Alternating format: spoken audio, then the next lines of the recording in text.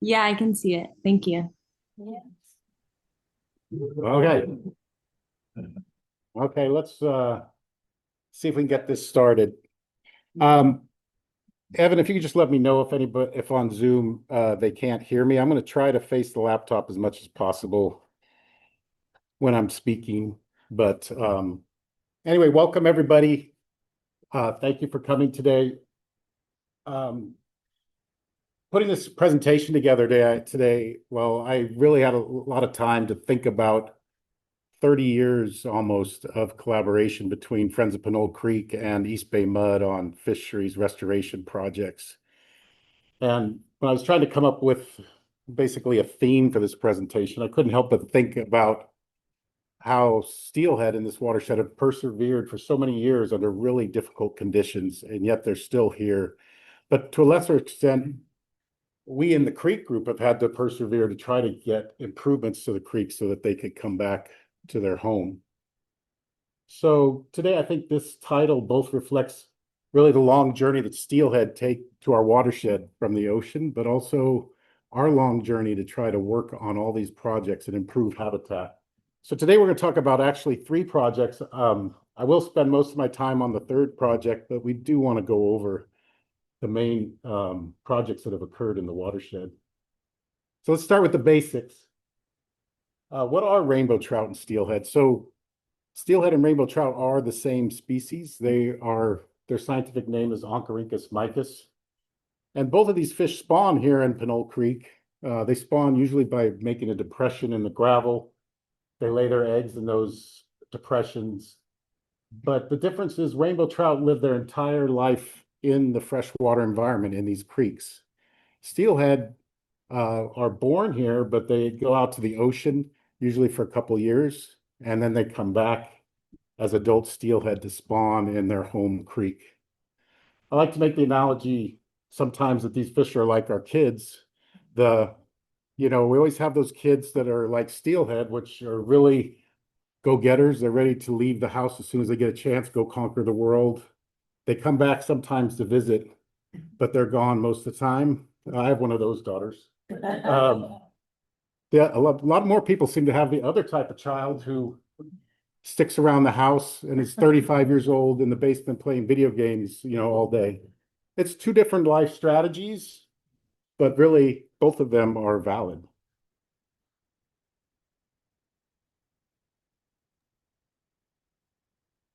Now it will not go. Oh, Bert, Evan said they only can see the first slide. Okay. Let's see if it goes. It's totally locked up now. Like, it's always the best slide. Yeah. Let me try again. Um, yeah, I'm gonna restart the presentation, see if it'll stop glitching.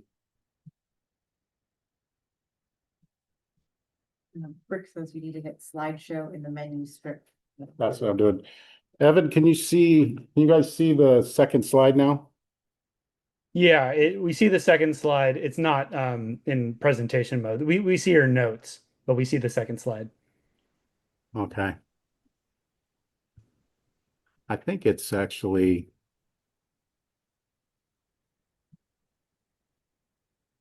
Oh yeah, you might be in presentation mode where you see the notes. yeah, I think that's all you're going to see. Okay. But you can't see that second slide. Yes, we can see the second slide. It won't go in back into. Hmm.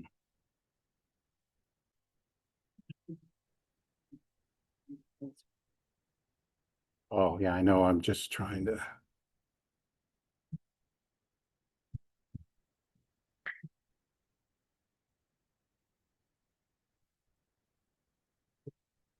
Actually, I need to go back and.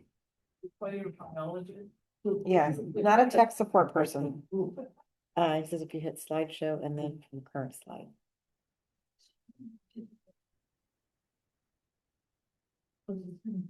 Let me try resharing this again. It decided it wanted to glitch. This is a problem with setting this up with a projector and ah.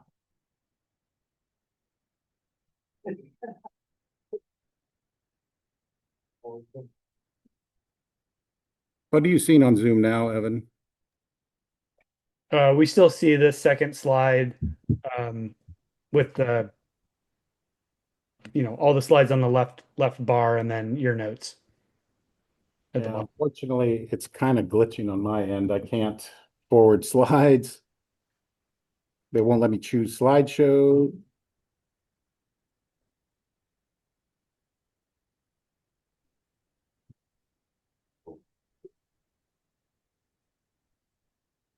I'm gonna try resharing it again, see if it'll.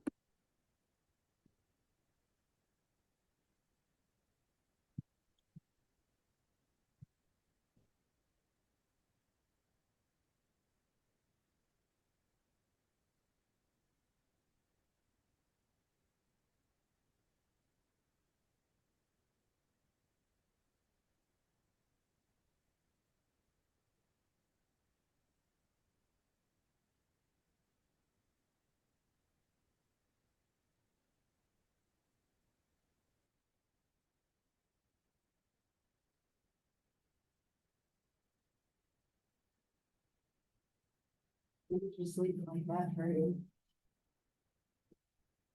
Okay. I reshared. You probably still see the notes, right? Not yet. We don't see anything yet. It says it is sharing. Let me try one more time. Go back in. Yeah, I think last time there was a little delay. There might be a little delay. See,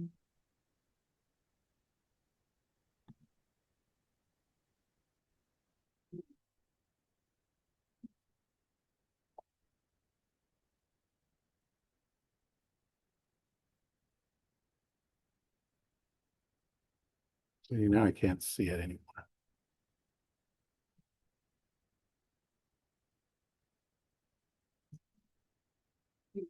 Maybe you should leave it like that, maybe it'll work better. Instead of going into the. Yeah, that's working. You go one more slide, let's keep it. What do you guys see? Yeah, now we see it full screen, your presentation. Okay, Don't talk to them. let's try going from there. Okay. So we're on the third slide now, so hopefully that's working. But Okay. so what's going on with local population steelhead right now? They're really in bad shape, to be honest. Steelhead have been dwindling for decades because of things like habitat destruction and pollution and migration barriers. So in 1997, the federal government listed steelhead in this area as threatened. So if you look at this map surrounding the bays, this population here that they call the Central California coast steelhead is listed as threatened. They did a recovery plan for it, and Pinole Creek is actually part of the recovery plan, which is pretty amazing because Pinole Creek is a pretty small creek and a lot smaller than the rest of the drainages in the recovery plan. I wanted to show you a few pictures of some fish here from Pinole Creek. This is what we're talking about. These are rainbow trout. We don't have any steelhead pictures because we're not allowed to capture them on their migration back into the creeks and take pictures of them, but they exist as well. If you look at these fish, they're nice and happy and healthy. So why would you leave the creek environment? Well, luckily some of these fish decide that they want to leave and become steelhead. Because while these resident fish supported this population for decades when, steelhead had limited access to the watershed, they kept the population going for a while. But steelhead are a different breed and they go out to the ocean. It's a high risk, high reward situation. They go out, they eat the plentiful bounty that is the ocean. They become really large. They come back here more like 2 feet long, whereas their brethren in the creek that stay here for that period of time, they're only like 4 or 5 inches long. So these large fish come back, they take all those ocean nutrients, they put it into their eggs, they come back here, they spawn with lots of eggs, and they build really large reds or nests.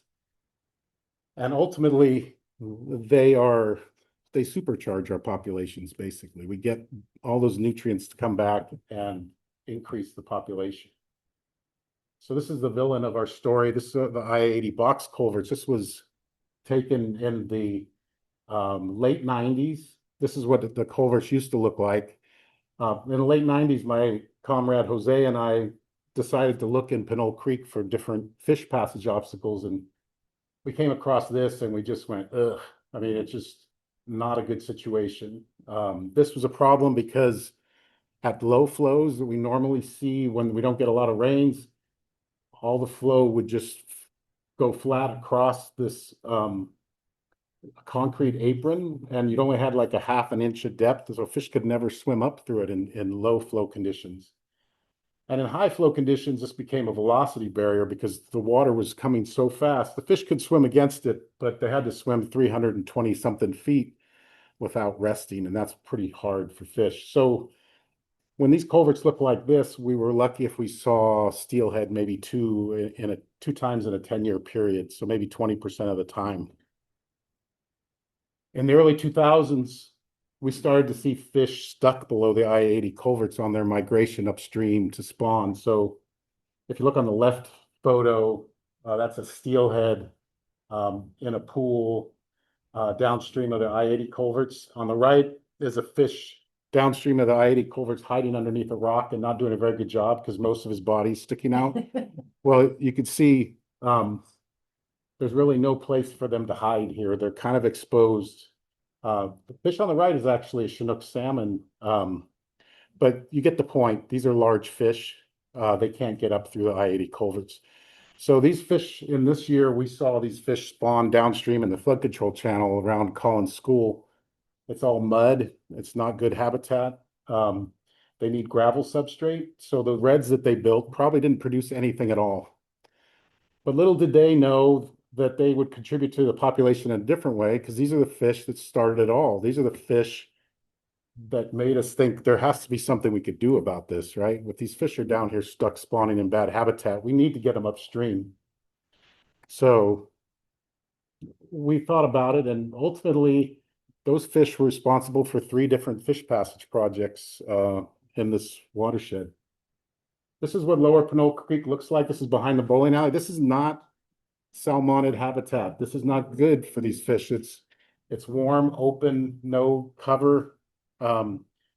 We want them to get through this section as quickly as possible. We're trying to get them upstream to this, which is the upper watershed. Upper Pinole Creek has, deep water, good cover, very shaded, cool water, and also a lot of other habitats so that fish have ability to spawn and rear year-round in the creek upstream. And so that's where we're trying to get these fish. If you look at the watershed, you can kind of split it into 3 different sections. The lower section is the city of Pinole, where we are today. And sorry, you're getting a phone call. But the middle section is the East Bay Mud protected watershed. And then the upper section of the creek is actually the Briones Agricultural Preserve. And technically, they can survive in any of these areas, but we're really trying to get them into this area here in the middle where most of that best habitat exists. Up at the top here, it's a little bit too dry. Down in the city limits, there is some habitat, but it's not quite as good for these fish. So this map is another map of the watershed. It shows the 3 projects I'm going to talk about today. If you look in the upper kind of left-hand corner, you can see I-80 down near San Pablo Bay. There's a little call-out box there. It says the I-80 culverts. It's pretty hard to read here. That's the first project we're going to talk about. Then in the middle of the photo, there is a small call-out for the Pinole Y Bridge, and then a large call-out box here at the top showing the tomato stand project. So let's take a look at the first one, which is the I-80 Fish Passage project. This was the poster child for persistence. This was a project that seemed like it was never going to get done. This We had to persevere for a long time to see this project happen. Spent a lot of time convincing people that these fish even existed in Pinole Creek in the first place. A lot of these agencies claimed that it was a waste of time. There were a lot of issues that went along with it. It ultimately took 18 years, and eventually in 2016, luckily the Resource Conservation District took this project on and started to construct a fish passage project. But it took multiple funding sources over the years. Every time we'd get some money, it wasn't quite enough to finish the project, and we'd go get more money, and we keep talking to different funders. Luckily, the Resource Conservation District finally got all the money together to do this project.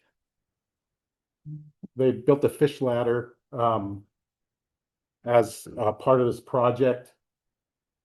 First, they dewatered this section, and then EBMUD biologists volunteered our time to do biological monitoring and do the fish relocation for the project. So we came in, took all the fish out of the project, moved them to better habitat upstream. We did get one really nice rainbow trout out of this section when we dried it. They ultimately built this fish ladder, and interestingly enough, in small 15-foot sections, because they had to saw cut the bottom of the culvert and install their forms. And they couldn't do 110 feet of it all at once. They had to do it in like 15-foot sections because this was an active culvert, right? The freeway's going over the top. Couldn't take a chance that this would collapse. So they built them in these little 15-foot sections, and eventually that's what the fish ladder looks like. And this is at the top of the culverts, because this is where the actual gradient of these culverts starts to rise, and we need to get them upstream. But if you look at the bottom end of the culverts, if you look on the photo on the left, the right bore has a concrete wall and then a little curb at the bottom. Those are key features in this project, because there's actually, you can't see it at the top, but there's also something at the top to shunt all the flow to the right bore of this culvert. Because remember what I said, the water was spreading out really thin. And so now we're putting all the water that comes downstream into the right bore. And then this curb at the bottom backs the water up to about 6 or 8 inches. So now the fish could pretty easily swim up through the bottom of the culvert. There's also a kind of rock weir system here at the bottom that looks like random boulders, but actually helps fish get up into the bottom of the culvert. And then when they get into the culvert, this is what it looks like at the top on the right. You can see the fish ladder with water flowing through it. It's quite easy for them to pass this at all flows. It doesn't matter whether it's high or low, they have structure and they can actually pass through this culvert. EBMUD spent a lot of time doing the monitoring, post-project monitoring for the project. We volunteered to look for fish upstream to prove that the fish passage was working. We monitored for 5 years by looking at spawning fish. And we saw steelhead spawning upstream in 4 out of the 5 years that we studied. So that was kind of interesting. We weren't even sure that you never know when fish are going to come back, because these fish are really in low numbers. And so it was pretty gratifying to see fish come back so much. But this project was very critical because this got the ball rolling on restoration for these fish in the watershed. Without this project, a lot of the other projects I'm going to talk about wouldn't have even happened. So I'm going to move on to this project, the Pinole Bridge, which is right in the center of the map with this little call out. This is a project that wasn't actually a fish passage project to begin with. This was a project that was an emergency project because just 1 year after we finished that I-80 culvert project, in 2017, we had very high flows, and the 8-foot culvert that was under Alhambra Valley Road at the Pinole Y failed drastically. This is where the road and all this material flushed downstream. I thought, wow, this is just a real disaster. And ultimately, the county wanted to put the same culvert back. We've dug up some pictures of the mid-'80s where this exact thing happened. The picture looks exactly the same. And so with with that, we went to talk to the National Marine Fisheries Service and told them about, the steelhead in the creek and the population has been persisting for a while. Eventually, nymphs and a little other cajoling, the county agreed to put a bridge in here instead of a culvert. And so we spent some time helping them on this project again. EBMUD biologists went out, did the pre-project surveys. We took the fish out of the project. So we relocated, I think, 16 rainbow trout out of this site before they dewatered. And we also helped monitor the project afterwards. But these are the abutments going in for the bridge. And this is what it looked like when they were done. A little bit bigger than an 8-foot culvert. So you can see this has a lot of capacity. It's a lot safer for people and a lot better for fish. Ultimately, this little channel they put down the middle on the right-hand side here, it's a much more natural channel now, a series of pools, and fish can swim up easily through it. We've seen spawning upstream of here pretty much every year by anadromous salmonids, or these are the fish that come up from the ocean. So that project was pretty fortuitous. The timing was everything. If it hadn't happened 1 year after the I-80 culvert project, I think it would have been another culvert. The last project I want to talk about is what I want to spend more time on, is the tomato stand project, which was just completed in November of last year. The tomato stand culvert is up there at the top, near the top of our watershed. This was the last project necessary to get fish all the way to the top of our watershed. So this was an East Bay mud project. The culvert is an East Bay mud culvert. We have about 3,300 acres of watershed in Pinole Valley, and we applied for grant funding to get this project planned. This is what the tomato stand culvert looked like. This was the problem. If you look at the culvert in dry times, when we have kind of lower flow winters, there's quite a jump from the water below up into the culvert.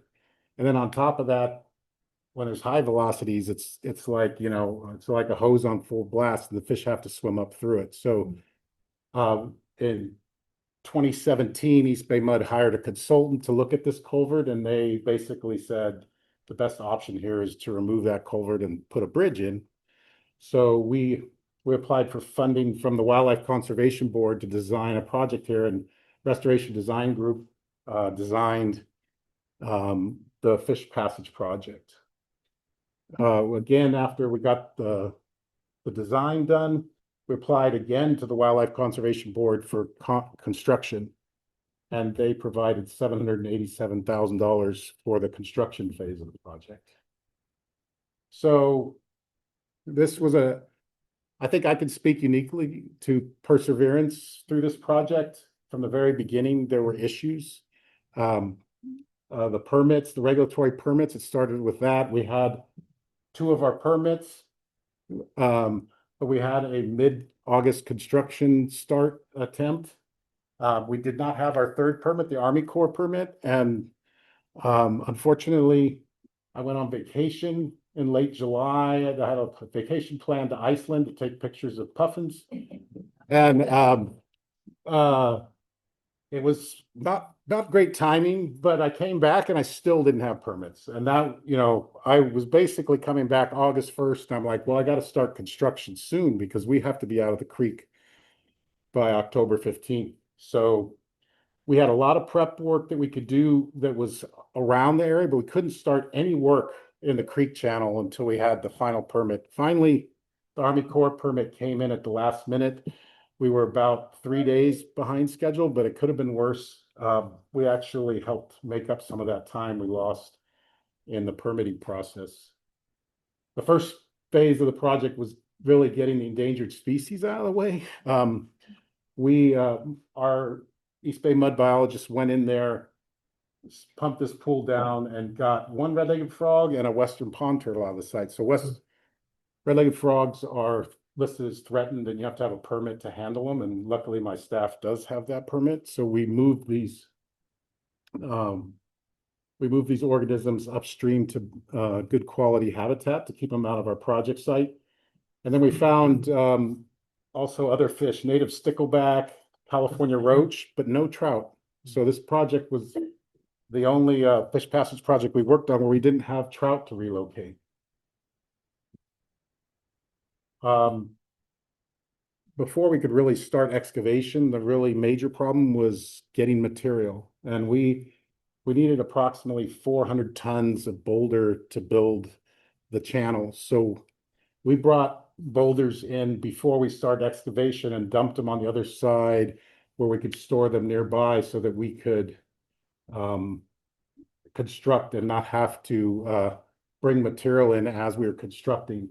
So larger boulders up to over a ton each were brought in by flatbed, and then the large and medium boulders were brought in. If you look at the middle photo, you could see the end dumps, many end dumps. The pile on the right is only about less than 3/4 of the material that we actually put in the creek. So it's that pile is about 5 feet tall and 130 or 40 feet long. And we ended up having to buy even more rock afterwards. But getting the rock delivered was definitely a challenge. Next step was dewatering, getting the construction area free of water flow. So we built a gravel bag dam at the top. You can see if you look carefully in the middle of the dam, there's a black pipe that goes downstream. That's what is conveying the stream flow through our site and down so that the creek would continue to flow downstream. And on the right photo, this is basically a barrier fence to keep fish out of our project site. So dewatering was the first exercise in perseverance in this project. It's always a little bit challenging to dewater a creek. Unfortunately, the place where we had to put the cofferdam had a lot of willow roots underneath it, and so we had water infiltrating under our dam. Ultimately, we settled on a small sump pump that was battery powered to do that. And so basically 7 days a week for 7 weeks, we kept going every day and changing these batteries, running this pump off car batteries. So again, persistent, but it worked. It was the easiest way to make sure that our site was nice and dry when we constructed. This was kind of the beginning of excavation. We ultimately took out 900 cubic yards of soil from around the culvert. That is 90 of those EBMUD dump trucks you see floating around. And the culvert on the right was removed. It was a 60-foot culvert, 8 feet in diameter. And we removed the culvert and then started excavating the area, roughing out an area for the abutments for the bridge that was going to come next. On the right, you can see a photo of the footings for the abutments. They're about 5 or 6 feet deep, and then they're filled with gravel. And this picture on the right shows them compacting that gravel with a vibratory plate on the end of a backhoe. So we ended up with a 5-foot layer of gravel under the abutments. Excavation was by far the most difficult phase. Really took the most perseverance because, again, multiple issues we didn't plan for. The photo on the left is of us removing and hauling off junk concrete. So when this culvert started to fail over the years, people just dumped concrete on the sides to keep it from eroding. And we ultimately took out 100 yards of garbage concrete and hauled it to be recycled. But unfortunately, we sent the trucks out to Antioch, and then they rejected our concrete and they had to come back. We had to haul the concrete back to the site, and we stored it across the street for a while until we could find another place that would recycle the concrete. So eventually we found that, got over that hurdle, started digging, and we found this on the right photo, a bone. So this was a bone that was in the excavation for the abutments. We had a Native American monitor on site that was part of the requirement for the Army Corps permit. They shut down our project until we could figure out what to do. Ultimately, it only shut us down for a couple hours. Luckily, they let us work in other spots away from this area until they could figure this out. We hired an archaeologist, we hired an osteologist. Several days later, they found out, okay, it's a cow bone. We can keep going. So perseverance. Again, we finally solved that problem and moved on with the rest of excavation, but more issues. This was the abutment. We did find on the abutment on the east side, the west side abutment. We started digging it and we found what we didn't expect, which was an old concrete abutment from an existing bridge that was built in the 20s and 30s and was there until the 1950s. Unfortunately, it was exactly where our abutments needed to go. And we also had to drive piles. So we had concrete in the bottom of a trench that we had to drive piles through. So fortunately for me, East Bay Mud heavy equipment operators, they have a tool for everything. And I apologize to you guys on Zoom. This video may not run the same way as it does in here in the room, but we'll give it a shot.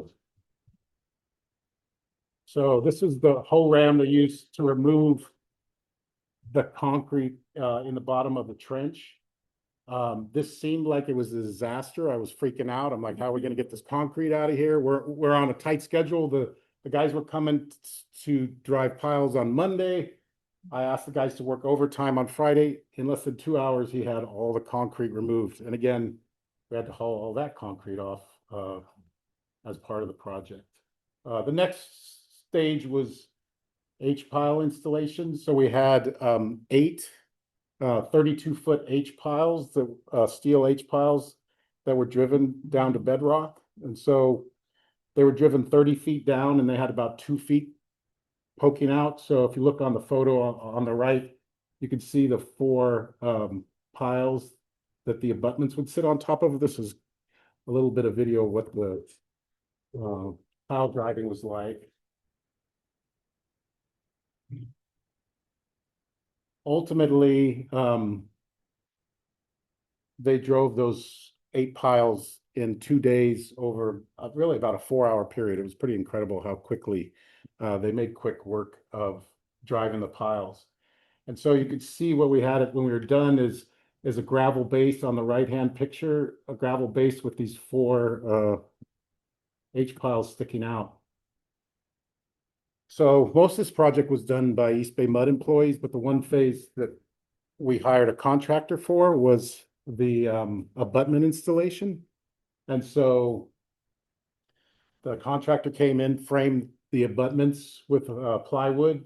You can see around the H piles, and then they installed all the structural steel and eventually poured 80 yards of structural concrete into the abutments.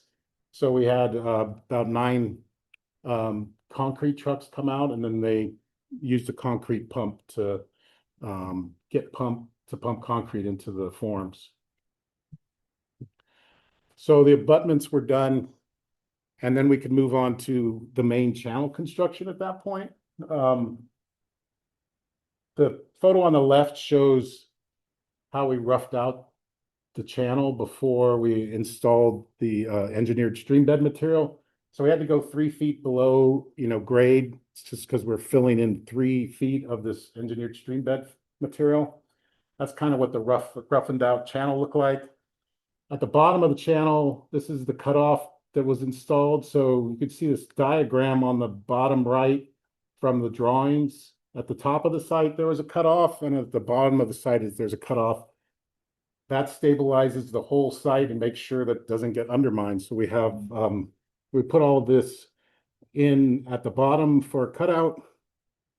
And then when the cutout was complete, we started working our way upstream, building a channel out of the engineered stream bed material, which was, again, a mix of really large boulders, medium boulders, large cobble, medium cobble, small gravel, sand, and so this was built in 3 lifts of a foot each. So we placed rocks and then put a lot of fines in the middle. And then on the right-hand side, this is Mitch jetting the material in between the rocks. So basically, we're trying to fill those interstitial spaces and stabilize all the rock we're putting in.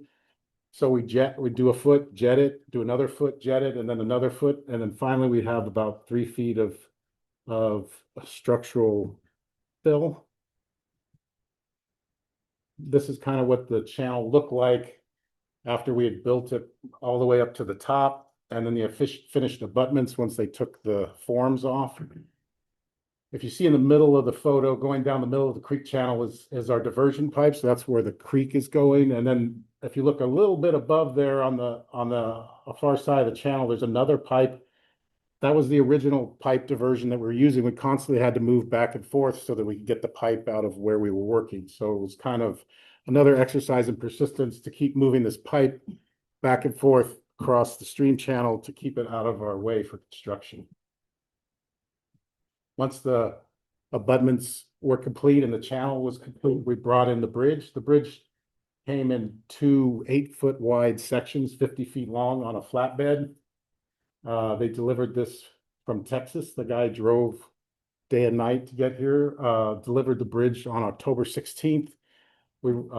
East Bay Mud crane operators rented a 75-ton crane and installed the bridge in about an hour and 15 minutes. It was very quick. Luckily we had about 2 inches of clearance. The contractors measured it correctly. We had about 2 inches of clearance to fit these bridge pieces in between the concrete abutments. That was a scary part, to make sure that that fits. So they installed it with the crane, bolted it together.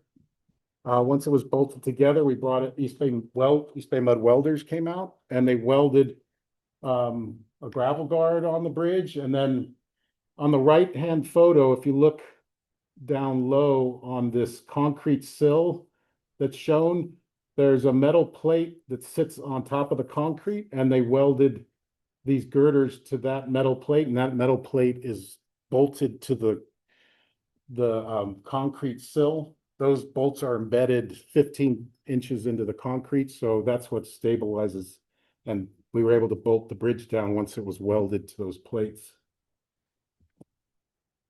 Once everything was stabilized, we brought in the bridge surface. We put in about 180 cubic yards of AB gravel surface over the bridge, and we put the gravel surface in the turnout and in the road to repair it, and then it was rolled in to compact it. And then the final stage of the project, erosion control and planting, East Bay Mud Biologists and rangers did all of the erosion control and tree planting. We planted about 16 trees and then put in over 100 willow stakes along the wetted edge.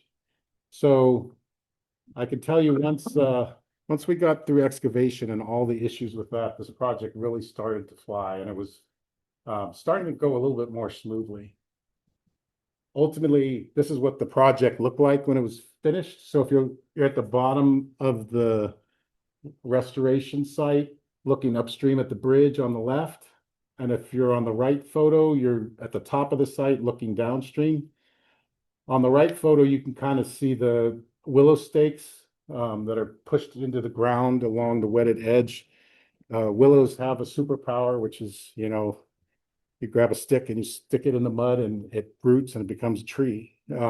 It's a great thing for stabilizing the bank. And so with this, finishing off the last bits of this project, this was the 3rd fish passage project in Pinole Creek. So fish now had the ability to get all the way to the top of all the habitat that's accessible to them in Pinole Creek. So no need for any other projects to get them anywhere. Great to see this final piece completed. And we did one early spawning survey here to take a look, and at the bottom of our site, Steele decided to build a red. So we had a red in our actual restoration site. So we're hoping, we're going back out next Monday for another survey. And we're hoping we're going to see other stuff upstream, because these last flows we had about a week ago are definitely the flows that are going to bring up steelhead. This is the last slide with a little bonus. This is the flows from a week ago on Tuesday on the site. You can see the flows and all the turbulence in the middle. So you can see, if you look in the middle of the channel, you see the turbulence from the large boulders. Those are key elements in the project, because the fish, when they're swimming upstream, can have places to rest and hide behind those boulders. So again, that was an interesting thing to see, full bank flows with not really very heavy rains, I didn't think. So our site got a little challenged, seemed to survive. I went out today, took a look at it. Everything was in place. I was glad to see that. We haven't had any super major rains, but I always hate to see it when you finish a project. That's you kind of want to let it stabilize for a year or two before you see those kind of flows. So hopefully we will. So looking back at 30 years in Pinole Creek, it's pretty impressive and amazing to see what our little small creek group has done in 30 years. Not just the first 3 projects I talked about, the fish passage projects, but also the demonstration project, the Pavon Creeks restoration, our native plant garden, the pollinator garden, all these projects that we have done, particularly in the last 10 years, with a lot of acceleration in projects that we've completed. And I'll say, you know, nearly 30 years ago, when Carol and Dr. Joe invited me to his house to invite me to become a member of Friends of Pinole Creek, I had no idea the power of just a few handful of people dedicated to a cause. And I could have never guessed this is where it would have taken us, you know. I would have never even taken on a project like this 20 years ago. So it's just kind of interesting to see. I hope it kind of inspires us to do some of the hard things, because those are the things that really can make a difference. And I will say it's pretty amazing what perseverance can do. So I think we can learn a lot from those fish here that started it all about perseverance. It's really a amazing thing to have these fish, and they can now do what they're supposed to do, and they're finally home. So that's it for me.